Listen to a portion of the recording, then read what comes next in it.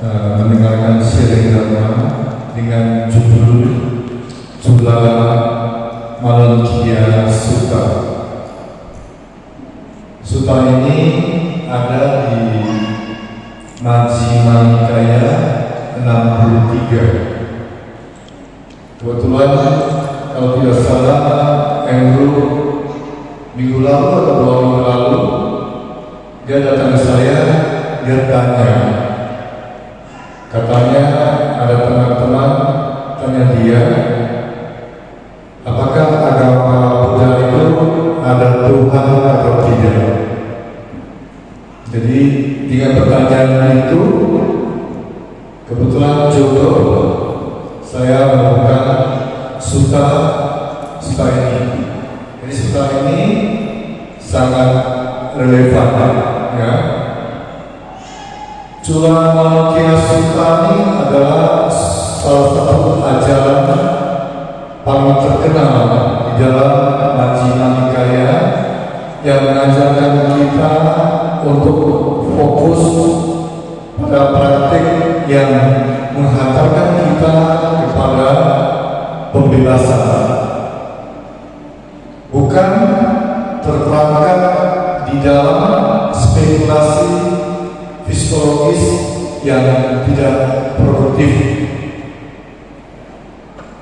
Sutta ini memberikan pelajaran yang sangat mendalam tentang pentingnya prioritas dalam perjalanan spiritual kita. Di dalam kehidupan modern yang penuh dengan informasi dan pertanyaan yang tak berakhir, ajaran ini sangat dan semakin relevan. Kita terkadang sering tergoda untuk mencari jawaban atas segala misteri kehidupan, sementara mengabaikan praktik yang benar-benar dapat mengubah kondisi batin kita. Sutta ini mengajarkan bahwa Buddha tidak datang untuk menjawab semua pertanyaan filosofis kita, tetapi untuk menunjukkan jalan keluar dari penderitaan. Seperti seorang dokter yang fokus kepada penyembuhan luka kita, bukan pada asal-usul panah yang melukai. Buddha mengajarkan kita untuk memprioritaskan apa yang benar-benar penting. Mari kita bersama-sama mempelajari bagaimana ajaran ini dapat diterapkan di dalam kehidupan kita sehari-hari. Kita lihat latar belakang sutta ini, ya. Jula Malunkia Sutta ini terjadi ketika seorang biku yang bernama Malunkia Buddha merasa tidak puas karena Buddha tidak menjawab 10 pertanyaan metafisik tertentu. Pertanyaan-pertanyaan itu telah lama mengganggunya, dan dia merasa berhak mendapat jawaban yang jelas dari sang guru. Di dalam kegelisahannya, Malunkia Buddha memutuskan untuk menghadap sang Buddha.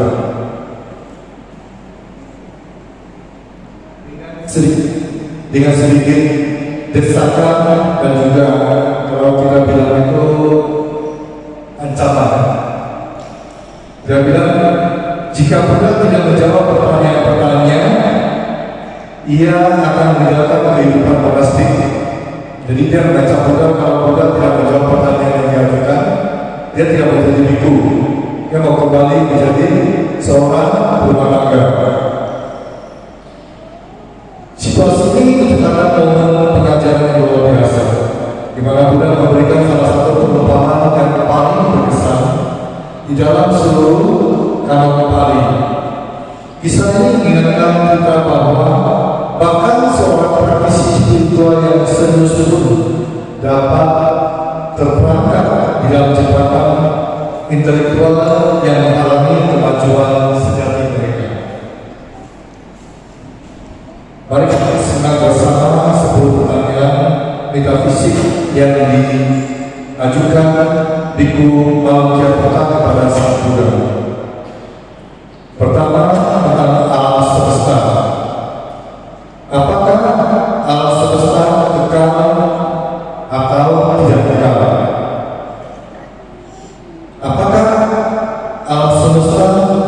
terbatas atau tidak terbatas. Kemudian tentang jiwa dan badan. Apakah jiwa dan badan adalah satu atau berbeda? Tentang tata kata setelah kematian. Apakah tata kata ada setelah kematian? Apakah tata kata tidak ada setelah kematian? Apakah tata kata ada dan tidak ada setelah kematian? Apakah tata kata tidak ada dan tidak ada setelah kematian? Pertanyaan-pertanyaan seperti ini terdengar sangat menarik dan filosofis, tetapi Buddha dengan tegas menunjukkan bahwa mereka tidak mengarah kepada pembebasan dari penderitaan. Mengapa Buddha tidak menjawab? Alasan yang paling utama yaitu pertama, tidak mengarah pada pelepasan duniawi. Pertanyaan-pertanyaan seperti ini tidak membantu kita untuk melepas kemelekatan kita pada hal-hal duniawi. Yang kedua, tidak mengarah pada lenyapnya nafsu keinginan. Mereka tidak membantu kita menghilangkan keinginan yang menjadi akar dari penderitaan. Yang ketiga, tidak mengarah pada pencapaian tujuan akhir yaitu nibbana. Jadi yang paling penting, mereka tidak membawa kita lebih dekat kepada tujuan akhir pembebasan sempurna.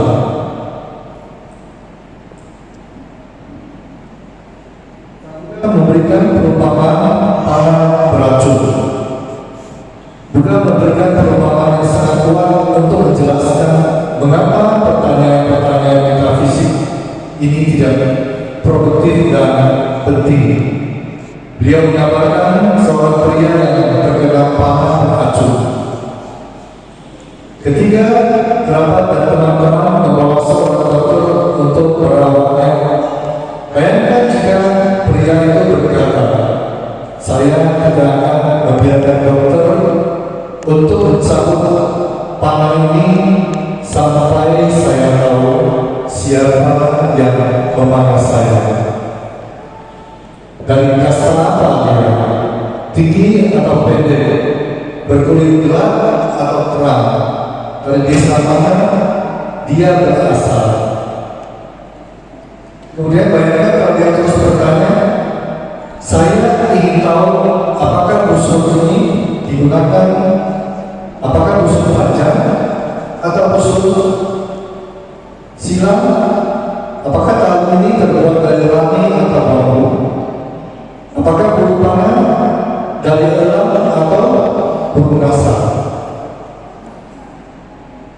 Ketika segala macam pertanyaan ini dipertanyakan, apa yang akan terjadi pada orang ini? Tentu saja sebelum pertanyaan itu dijawab, mungkin orang itu sudah meninggal. Maka perumpamaan ini dalam kehidupan kita. Panah beracun ini melambangkan penderitaan atau duka yang kita alami di dalam kehidupan. Ini adalah kenyataan yang harus segera ditangani, bukan sesuatu yang bisa ditunda.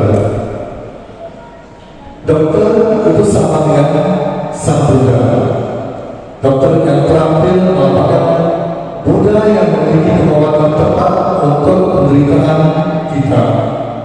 Beliau datang bukan untuk berdebat, tetapi untuk menyembuhkan penderitaan kita.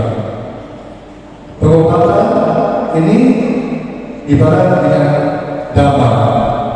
Mencabut panah dan mengobati luka merupakan praktik dhamma yang menghilangkan penderitaan, membawa kita kepada kedamaian sejati. Kemudian pertanyaan-pertanyaan itu adalah spekulasi tentang asal usul panah, melambangkan spekulasi metafisik yang mengalihkan perhatian dari penanganan masalah yang sesungguhnya yang kita perlukan. Apa yang Buddha ajarkan?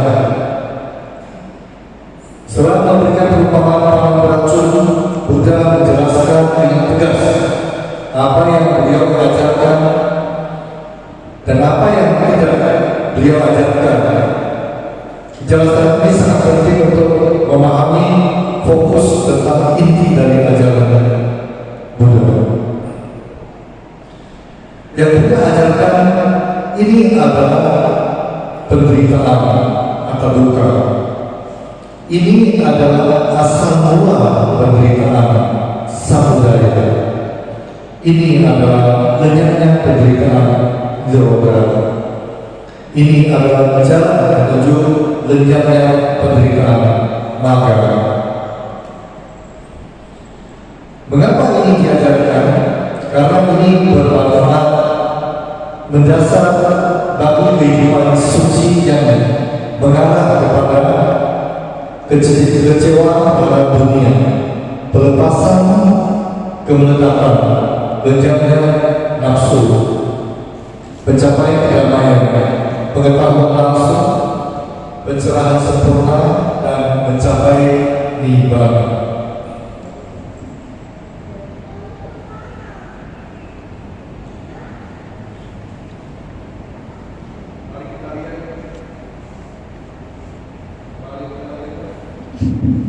Mari kita lihat kebenaran yang pertama itu tentang duka atau penderitaan. Kebenaran pertama mengajarkan kita untuk mengetahui bahwa penderitaan adalah bagian yang tidak terpisahkan dari kehidupan. Ini bukan pandangan pesimis, tetapi realitas yang sehat yang memungkinkan kita untuk menghadapi kenyataan dengan mata yang terbuka.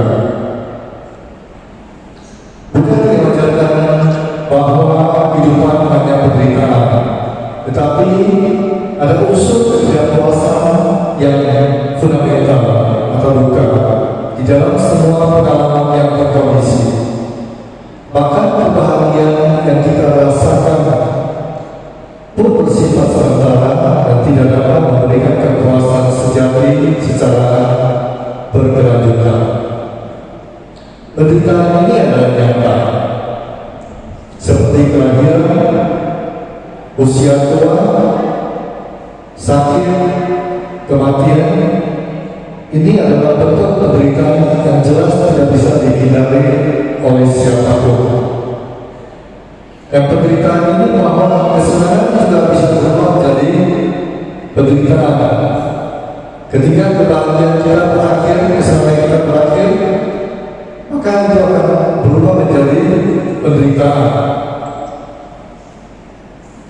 Ketidakpuasan mendasar karena semua ini yang terkondisi bersifat tidak kekal, tidak dapat memberikan sebuah kepuasan yang sejati. Kebenaran kedua, samudaya asal mula penderitaan. Kebenaran kedua memberikan identifikasi akar penyebab penderitaan kita, yaitu nafsu keinginan atau tanpa yang tidak pernah terpuaskan, yang mendorong kita dari satu pengalaman ke pengalaman yang lain, selalu mencari kepuasan yang tidak pernah berlama-lama.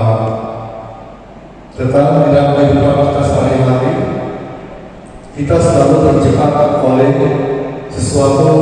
Mungkin hari ini kita makan ini enak, besok kita mau coba lagi, lusa kita mau coba lagi, sampai suatu saat kita juga bosan. Akhirnya kita bilang makanan ini tidak enak.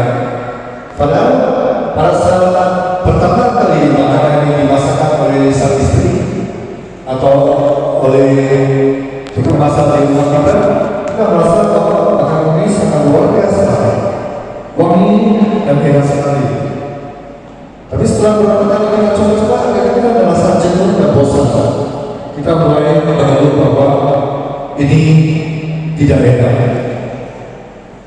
Disitulah mulailah penderitaan kita muncul. Jadi keinginan akan kesenangan duniawi, baik dari rasa yang tadi saya sudah sampaikan, seperti makanan, penglihatan, mungkin yang menonton dan sebagainya, suara dengan lagu-lagu yang merdu, kemudian bau-bauan yang dicium melalui hidung maupun sentuhan melalui badan.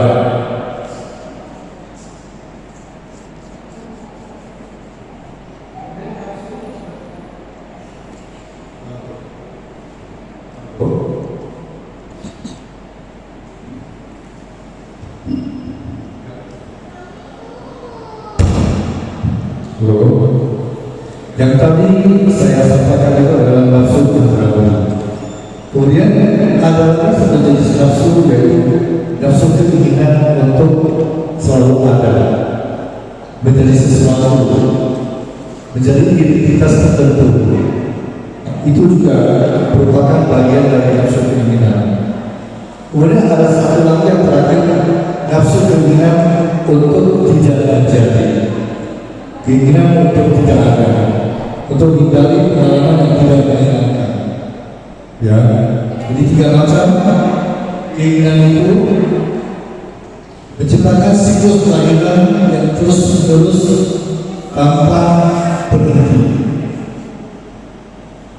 Kebenaran yang ketiga yaitu lenyapnya penderitaan, niroga. Kebenaran ketiga memberikan kita bahwa penderitaan dapat diakhiri. Itu bukan hanya harapan kosong, tetapi realitas yang sudah direalisasikan oleh Sang Buddha dan banyak pengikut sepanjang sejarahnya.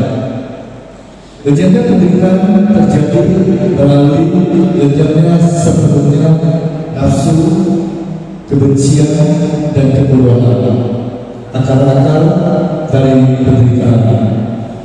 Ketiga, api nafsu padam. Ketiga, tidak ada lagi yang dipegang untuk terbakar, maka tercapailah keadaan tertinggi yaitu nibbana. Apa itu karakteristik nibbana? Di mana dikatakan tidak terkondisi, tidak tercipta, melampaui kelahiran dan kematian, bebas dari semua penderitaan, kedamaian tertinggi, kebahagiaan sejati, dan berkelanjutan.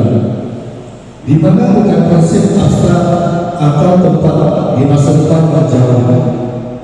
Ia dapat dialami dan direalisasikan di dalam kehidupan ini oleh mereka yang benar-benar mengikuti jalan dengan tekun dan benar yang telah Sang Buddha temukan dan ajarkan kepada kita,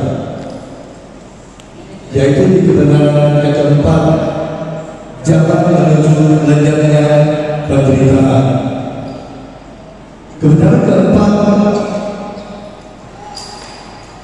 adalah jalan praktis menuju kebebasan, jalan memulihkan unsur kelapa. Ini bukan teori, tetapi panduan langkah demi langkah untuk berubah atau bertransformasi hidup kita. Yang pertama, pandangan benar. Saya berani singkat saja. Nanti kalau mau detail itu ada ceramah tersendiri. Pandangan benar meliputi memahami 4 kebenaran mulia dan hukum karma. Kemudian konsentrasi benar. Yang kedua, kehendak benar. Kehendak benar itu ada di berbagai buku, juga disebutkan pikiran benar. Ada juga yang disebut dengan niat benar. Jadi jalan yang kedua itu ada sebagian menyebutkan pikiran benar, ada sebagian menyebutkan kehendak benar, ada sebagian menyebutkan niat benar. Itu terjemahan. Niat untuk melepaskan tanpa kebencian, tanpa kekerasan. Kalau pikiran yang terbebas dari loba, dosa, dan moha, itu adalah pikiran benar. Jadi pikiran yang terbebas dari kebencian, terbebas dari keserakahan, terbebas dari ketidaktahuan, itu adalah kondisi pikiran yang benar. Kemudian yang ketiga, ucapan benar. Menghindari berdusta, fitnah, berkata-kata kasar, dan obrolan yang tidak bermanfaat. Kemudian perbuatan benar, menghindari pembohongan, pencurian, perbuatan hubungan yang tidak salah.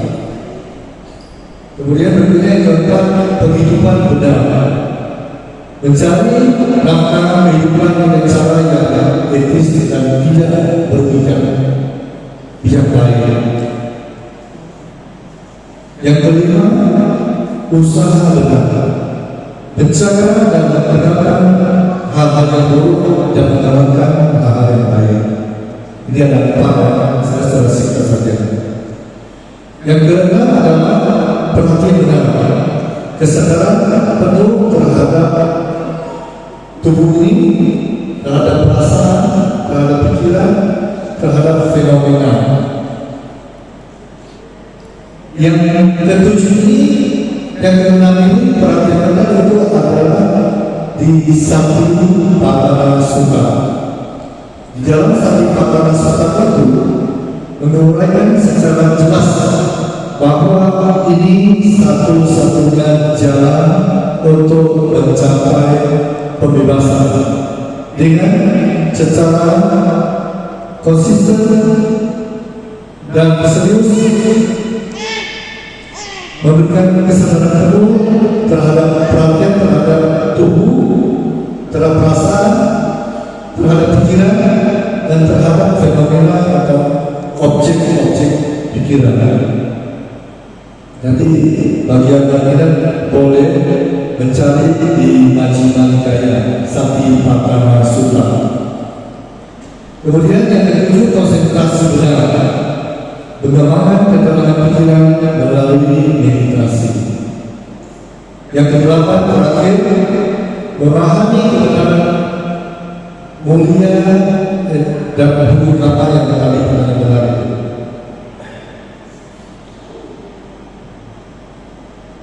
Bukan serta di dalam kehidupan modern sekarang ini. Di era informasi ini kita dibanjiri dengan berbagai macam pertanyaan, teori dan spekulasi. Internet memberikan kita berbagai akses ke berbagai pandangan filosofis, spiritual, dan ilmiah yang tidak terbatas. Media sosial menciptakan budaya di mana setiap orang merasa berhak memiliki pendapat tentang segala sesuatu, dari kosmologi hingga metafisika. Kita terperangkap di dalam perdebatan tanpa akhir yang jarang menghasilkan kedamaian batin. Di setiap hari, zaman sekarang itu internet mau cari apa saja ada. Mau cari Tripitaka, secara lengkap juga ada di dalam internet. Sama Gipara itu sudah ada. Dekat sekali Tripitaka. Semua pertanyaan-pertanyaan bisa kita ajukan di dalam internet yang kita dapat jawaban. Tapi betul-betul sebenarnya. Makanya di dalam Cula Sutta itu kita untuk kembali pada yang esensial, apa yang benar-benar penting untuk kesejahteraan dan kebebasan kita. Pertama, kita harus memprioritaskan spiritual sejati. Kedua, fokus pada praktik yang transformatif yang bisa mengubah kehidupan kita. Ketiga, lepaskan kebutuhan yang mengetahui segalanya. Ya, ini kadang-kadang manusia itu pengen tahu ya. Kalau sudah kasih satu pertanyaan, berlanjut terus perintahnya kayak anak kecil ya. Semua dia bertanya. Kalau dia sudah mau tahu, dia tanya mana matahari, apa bisa muncul? Matahari dari mana? Siapa yang menciptakan matahari? Kok matahari bisa 24 jam? Apakah dia 24 jam menyinari di bumi atau cuma 12 jam? Sama juga dengan pertanyaan-pertanyaan metafisik di dalam kehidupan kita sehari-hari. Jadi ini walaupun kita mendapat jawaban semua itu, menurut saya ini tidak ada manfaat bagi kita. Yang lebih penting adalah bagaimana kita menangani, melenyapkan penderitaan dan ketidakbahagiaan kita sehari-hari.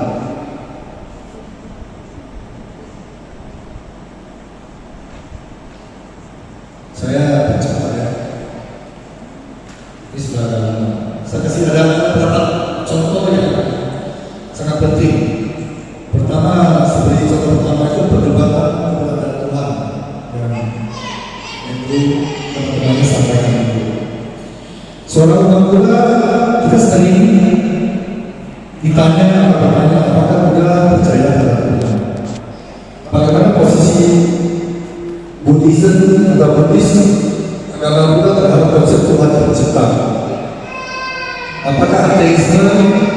lebih sesuai dengan ajaran Sang Buddha.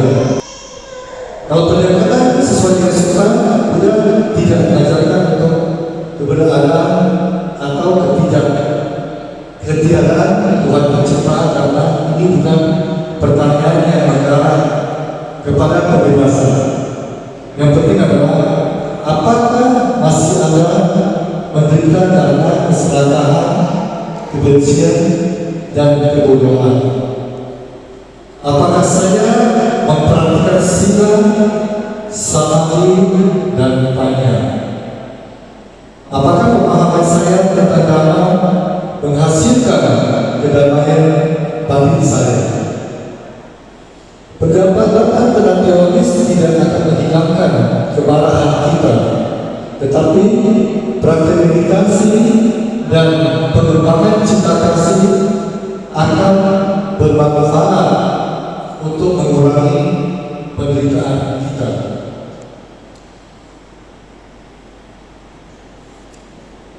Ada pertanyaan yang kedua lagi mengenai obsesi dengan lahir kembali.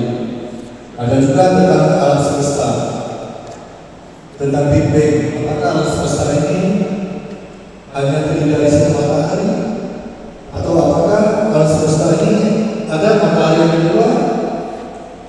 Apakah ada galaksi-galaksi lain selain galaksi yang di masa kini? Kemudian juga contoh yang keempat ini juga seperti interpretasi teks dan tradisi. Kita terjebak di dalam kajian yang akademis. Beberapa praktisi Buddhis modern sangat terpaku kepada pendapatan akademis. Apakah aliran Theravada lebih benar, atau apakah aliran Mahayana lebih benar, atau apakah aliran Vajrayana lebih benar? Dari ketiga aliran ini, mana yang lebih benar? Kemudian teks mana yang lebih otentik? Teks mana yang muncul kemudian? Kemudian apakah ini yang benar-benar diajarkan oleh Sang Buddha atau bukan? Kemudian perdebatan tentang terjemahan dari bahasa Pali, dari bahasa Pali, bahasa Inggris, bahasa Pali, bahasa Mandarin, bahasa Inggris ke bahasa Indonesia. Apakah terjemahannya sudah sesuai dengan sekali yang sesungguhnya dari bahasa Pali? Mungkin hal-hal lain yang tidak dahulu. Jadi segala macam pertanyaan-pertanyaan yang saya sampaikan itu adalah pertanyaan-pertanyaan umat yang lebih kritis, yang terjebak di dalam akademis. Seperti tadi mencari siapa yang mengenal saya. Bayangin kalau dia mau cari tahu sampai semua itu, sampai dia tahu mana yang paling benar, dia baru mau mulai belajar dhamma. Mungkin tidak cukup dalam kehidupan ini. Ya. Seperti yang kita pernah dengar yang diajarkan dalam ceramah sutra, bahwa ketika Anda mengetahui sendiri ajaran-ajaran ini bermanfaat, tidak tercela, dipuji oleh para bijaksana, ketika dilaksanakan dan terapkan menghasilkan kesejahteraan dan kebahagiaan, maka Anda harus menerimanya dan hidup sesuai dengannya. Inilah sebuah gelombang sutta ketika Suta Lama bertanya kepada Sang Buddha waktu itu. Banyak guru datang mengajarkan bahwa mereka punya ajaran yang paling baik. Makanya Suta Lama itu bingung. Ketika Sang Buddha datang, dia bertanya, Sang Buddha, semua orang datang dengan dia punya yang terbaik. Terus bagaimana kita bisa membedakan mana yang paling baik? Makanya Sang Buddha memberikan dorongan tadi yang saya sampaikan, bahwa ketika Anda mempraktikkan sendiri, ajaran-ajaran itu memberikan manfaat dan tidak tercela, dipuji oleh para bijaksana, ketika dilaksanakan dan diterapkan menghasilkan kebijaksanaan kebahagiaan bagi Anda di dalam kehidupan saat ini, maka itulah ajaran yang paling benar. Makanya kenapa Sultan ini sangat penting, karena Sultan ini lebih mengutamakan praktik daripada kita bertanya-tanya setiap hari mencari tahu jawaban yang tidak ada ujung pangkalnya dan tidak membawa manfaat bagi menghilangkan atau mengurangi penderitaan di dalam kehidupan kita sehari-hari.